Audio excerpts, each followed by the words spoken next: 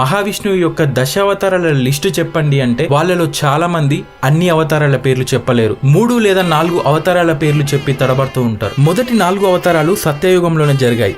సత్యయుగాన్ని అంటారు. మొదటి అవతారం మత్స్య అవతారం, రెండవది కూర్మ అవతారం, మూడవది వరాహ అవతారం అండ్ 4వది నరసింహ అవతారం.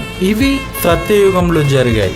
ఆ తర్వాత 5వది వామన అవతారం, 6వది పరశురామ అవతారం అండ్ 7వది రామ అవతారం. ఇవి త్రేతాయుగంలో జరిగాయి.